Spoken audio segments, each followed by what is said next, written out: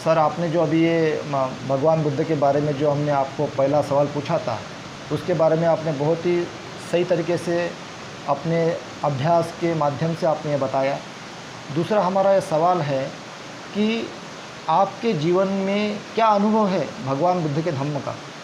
हाँ, ये बहुत अच्छा आपने सवाल मुझे पूछा और मैं आपको बताना चाहता हूँ सभी लोगों को ये प्रोग्राम के माध्यम से कि मेरे ज़िंदगी में जो भी क्रांति आई है, जो भी मेरे ज़िंदगी में ट्रांसफॉर्मेशन आया है, जो भी मैं आज हूँ, तो इसमें गौतम बुद्ध की फ़िलॉसफ़ी का या उनके तत्वों का या उन्होंने जो विपस्सना टेक्निक या जो ध्यान धारणाएँ उन्होंने जो सिखाया, उसके वजह से मेरे जीवन में बहुत ज़्यादा परिवर्तन आया। और आज जो मैं आपके सामने इतना खुल के जो बात कर रहा हूँ, इतना सिस्टमैटिकली जो मैं अपने थॉट्स को आपके सामने रख पा रहा हूँ, तो ये जो मेरे अंदर आया है, ये बुद्ध की फ़िलॉसफ़ी से ही आया है।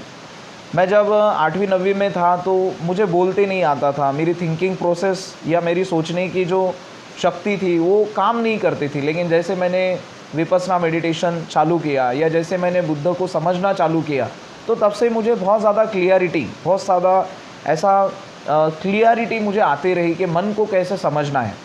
बुद्ध की फ़िलॉसफ़ी से मुझे अपनी ज़िंदगी में जो फ़ायदा हुआ वो ये हुआ कि मैं अपने मन को हर रोज़ समझने की कोशिश कर रहा हूँ। मेरे अंदर जो विचार उठ रहे हैं, तो वो विचारों को मैं देख पा रहा हूँ कि वो विचार आ कैसे रहे हैं। और मुझे हर रोज़ ये देखने का मौका मिलता है कि मैं किस टाइप का पर्सन हूँ।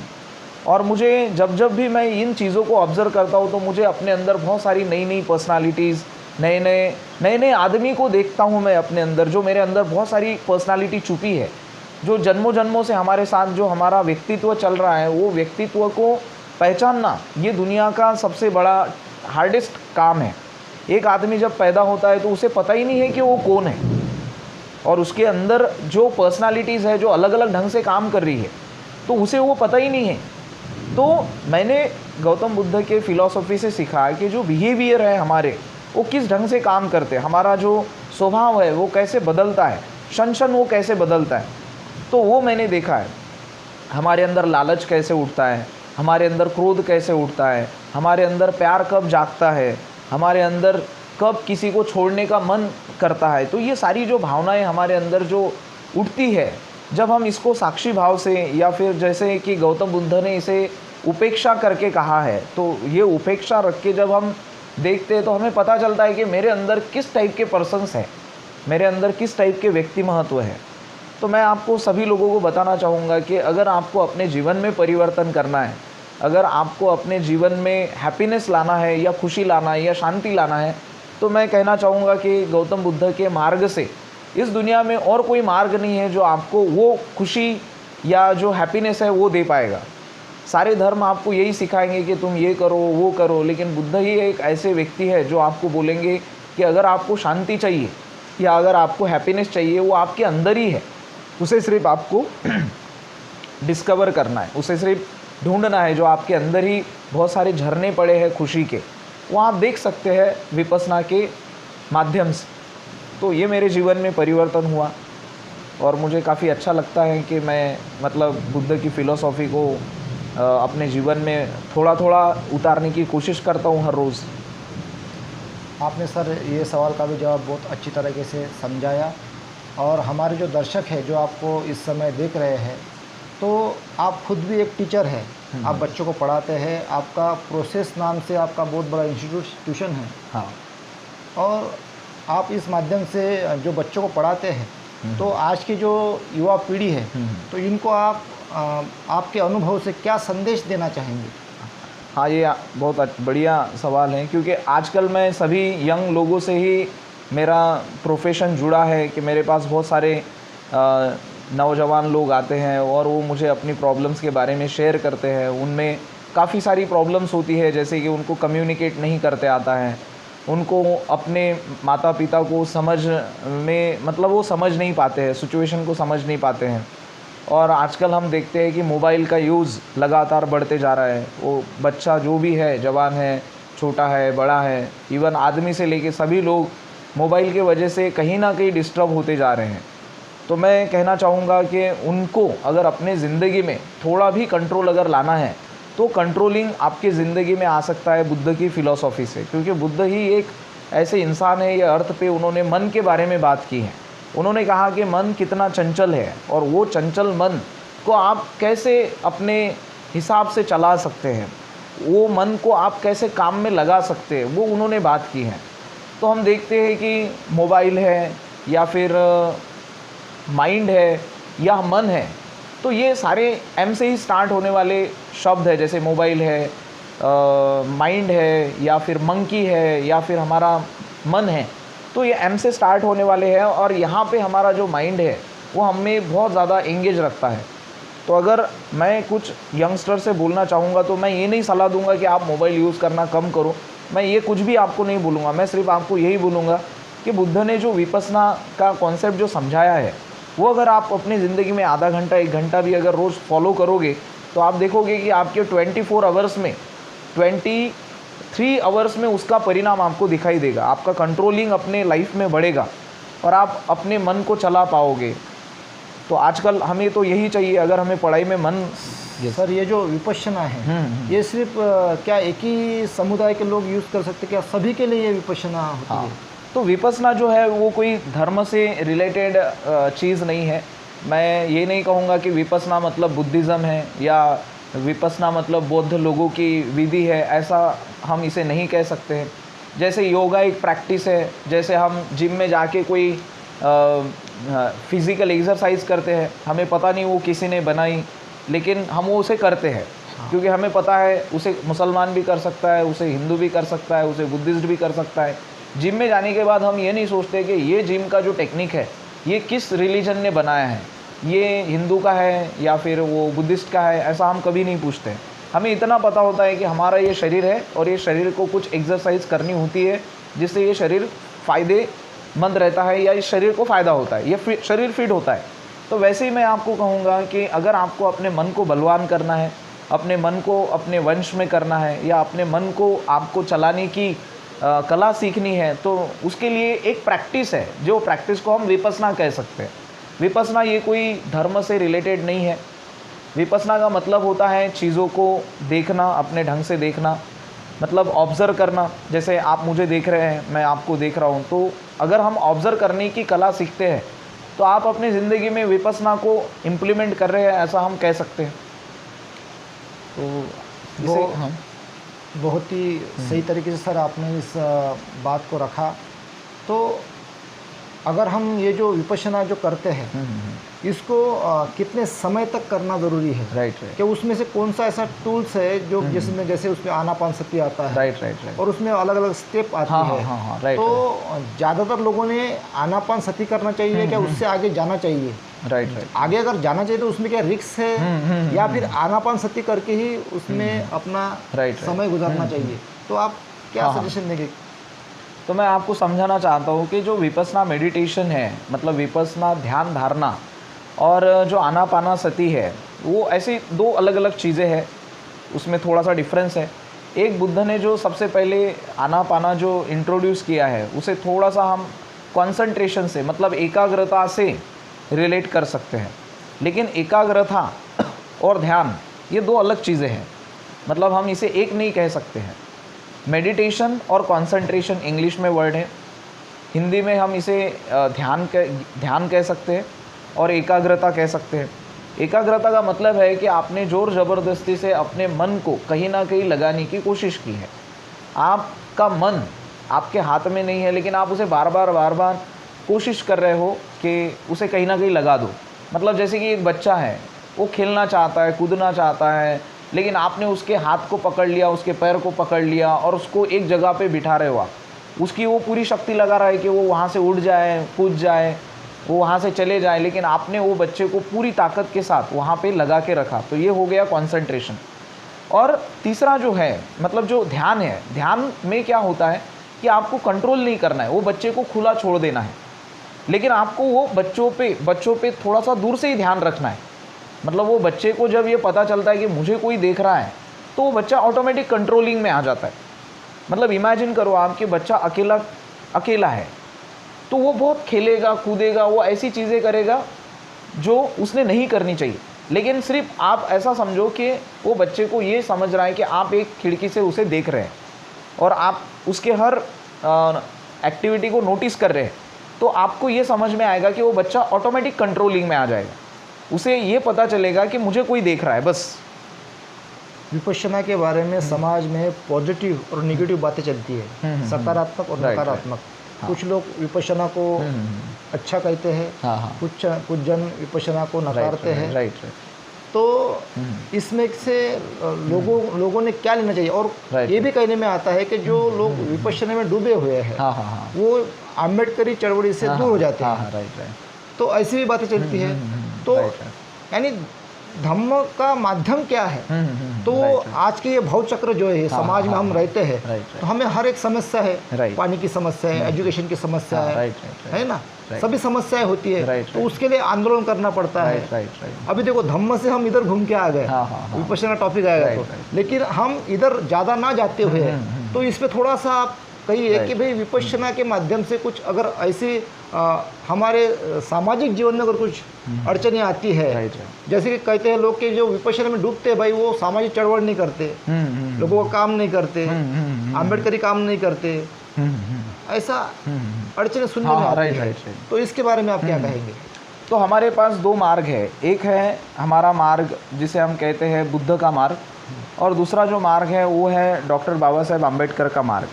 तो हमें जो प्रॉब्लम्स हो रही है वो ये समझने में हो रही है कि हमने बाबा साहब के मार्ग को और बुद्ध के मार्ग को एक समझ लिया है।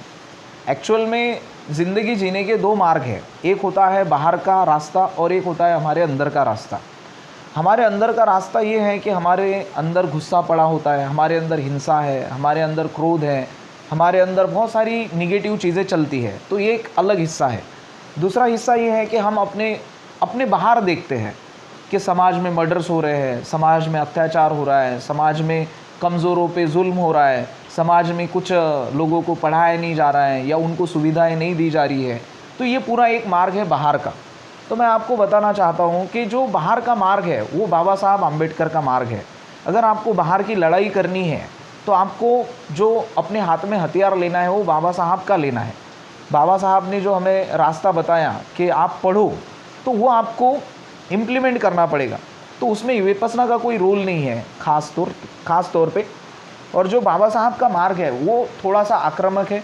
बाबा साहब का जो मार्ग है वो एक मूवमेंट का मार्ग है। बाबा साहब का जो मार्ग है वो एक करने का, मतलब कुछ आपको एक्टिव रहना है, एक्टिविस्ट रहने का मार्ग है, जिसमें आप शांत नहीं रह सकते।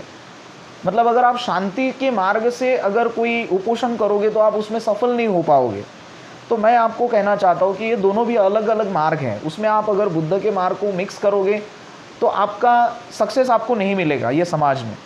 तो मैं कहना चाहता हूँ आपको कि अगर आपको ये लगता है कि समाज में अत्याचार हो रहा है और समाज में बहुत सारी ऐसी सुविधाएं हैं जो हमारे लोगों तक, गरीब लोगों तक नहीं पहुँच पा रही है, तो फिर आप बाबा साहब आम्बेडकर के मार्ग से अगर मैच करते हो अपने आप को, अगर आपको इन चीज़ों को ज़्यादा अगर रिलेट आपके लाइफ में चलता है दिमाग में, तो मैं आपको सजेस्ट करूँगा कि आप बुद्ध के बारे में कम पढ़िए, आप विपश्यना मत करिए, और आप ये मोमेंट्स में बाबा साहब की फ़िलोसॉफ़ी, बाबा साहब की किताब, या बाबा साहब ने अपनी खुद की एक फ़िलोसॉफ़ी बनाई है कि आप कैसे मूवमेंट्स में काम कर सकते हैं। बाबा साहब ने जितना भी मटेरियल लिटरेचर बना के रखा है वो अगर आप पढ़ते हो तो आप उससे एक बहुत बड़े क्रांतिकारी व्यक्ति को अपने अंदर जन्म दे सकते हो। तो मैं ये मार्ग का एक अलग जर्नी है उसका। दूसरा जो बुद्ध का जर्नी है वो शांति का है। वो कह रहे हैं कि आपको इस संसार में जो आप है वो दुख की वजह से है, और आप कभी अपनी ज़िंदगी में जो भी इंसान ये अर्थ पे है वो कहीं ना कहीं दुखी है। बुद्ध का आर्य सत्य में से सबसे पहला आर्य सत्य ये है कि वो कह रहे हैं कि आदमी दुखी है। लेकिन बुद्ध का जो आदमी दुखी है ये स्टेटमेंट वो नहीं है कि उसके पास सुविधा नहीं है, वो नहीं है कि उसको गाड़ी नहीं मिल रही है, उसको शिक्षा नहीं मिल रही है, ये नहीं है उनका मतलब। उनका मतलब ये है कि ये सारी चीज़ें होने के बाद भी आदमी दुखी है, क्योंकि वो खुद अपने बारे में बात करते हैं कि उनके पास दुनिया में सारी सुविधाएं थी।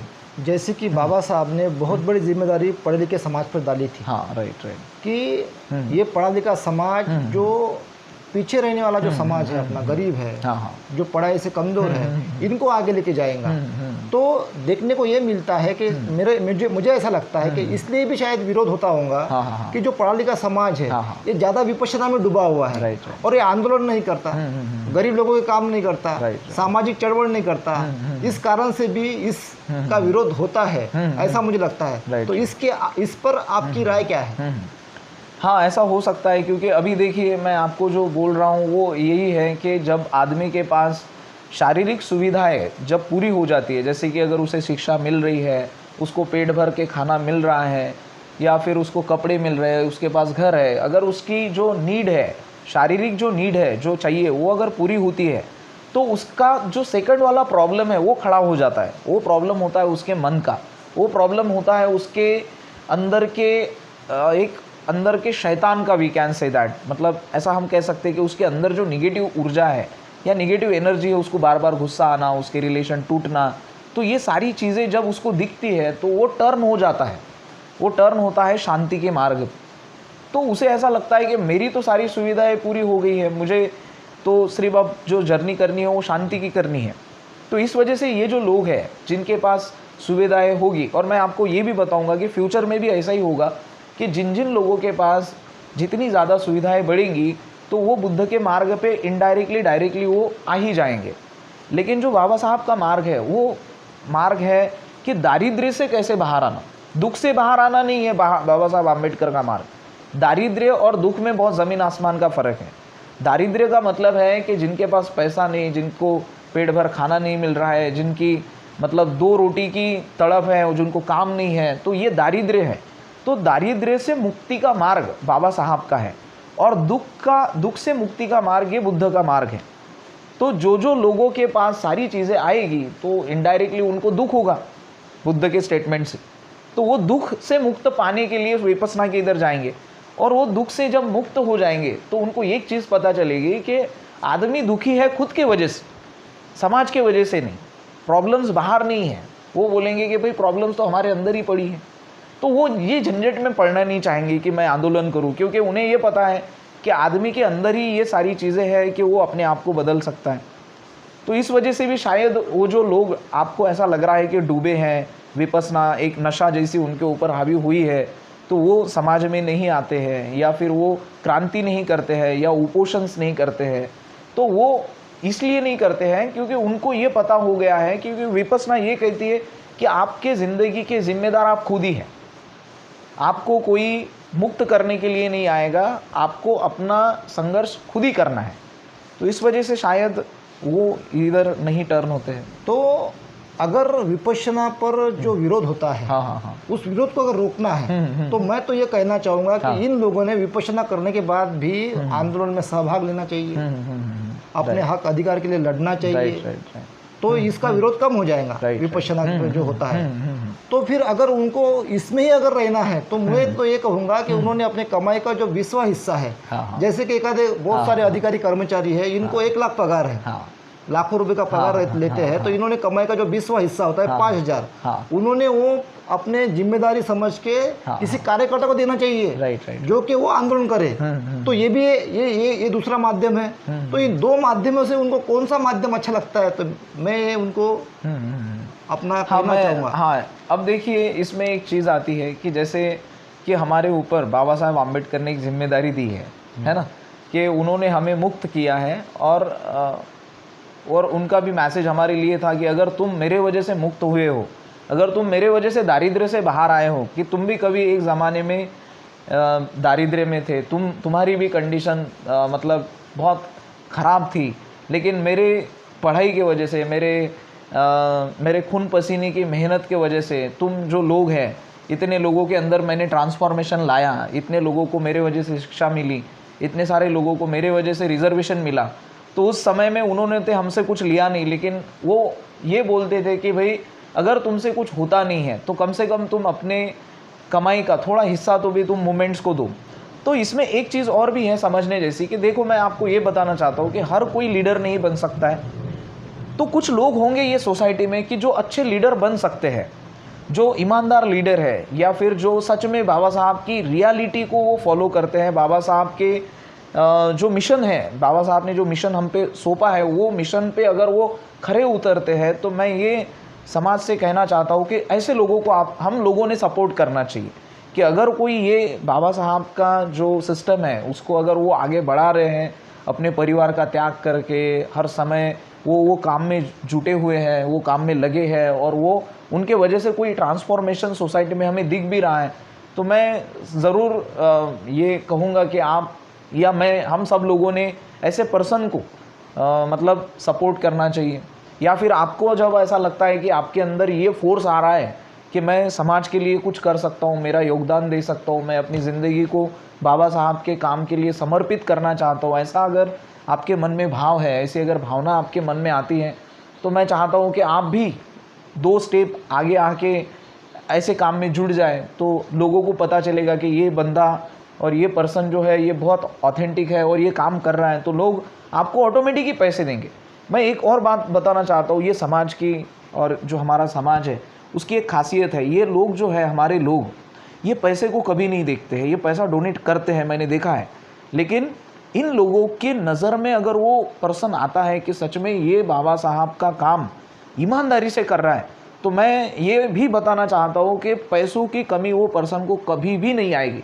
इतना पैसा आएगा कि हम सोच भी नहीं सकते, क्योंकि लोग बाबा साहब के विचारों से इतने प्रेरित है कि वो कुछ भी कर सकते हैं बाबा साहब के लिए। सिर्फ वो जो व्यक्ति महत्व है या जो वो लीडरशिप है, वो ईमानदार लीडरशिप हमें अभी नज़र नहीं आ रही है, हम लोग कन्विंस्ड नहीं हो पा रहे हैं वो पर्सन के मतलब वो पर्सन से, वो लीडर से हम कन्विंस्ड नहीं हो पा रहे हैं, उसमें हम बाबा साहब को नहीं देख पा रहे हैं, बाबा साहब के काम को हम नहीं देख पा रहे हैं। इस वजह से जो लोग देना भी चाहते हैं तो वो नहीं देना चाहते। तो देखिए दर्शकों, हमारा सवाल भगवान बुद्ध से लेकर तो बाबा साहब के मूवमेंट तक और विपश्यना को लेके आया है। जो भी उसमें जो सवाल पैदा हुए तो हमने पूछे, सर ने बहुत ही अच्छी तरीके से उसकी जानकारी दी, और आगे भी हम ये प्रोग्राम को करते रहेंगे। और आज का है हमारा पहला एपिसोड है, आपको कैसा लगा, आप इस चैनल के माध्यम से आप इस पर शेयर, कमेंट और अपने सुझाव हमें बताइए, और हम आने वाले प्रोग्राम में उस सवाल को उठाएंगे। और लेकिन जो सवाल होने चाहिए वो धम्म के होने चाहिए और धम्म से जुड़कर होने चाहिए। तो मेरा जो नाम है, मैंने पहले मेरा नाम नहीं बताया, तो मेरा नाम है मित्र जीवक उर्फ जीवन चौहान, और हमारे साथ में जो जुड़े हुए सर थे, जो पहले एपिसोड के हमारे बहुत ही खास मेहमान हैं, और इनका नाम है माननीय गणेश तायडे सर। तो आज का हमारा ये एपिसोड हम यहीं पर रोकते हैं। नमो बुद्धाय, जय Bhim. Thank you sir. Thank you.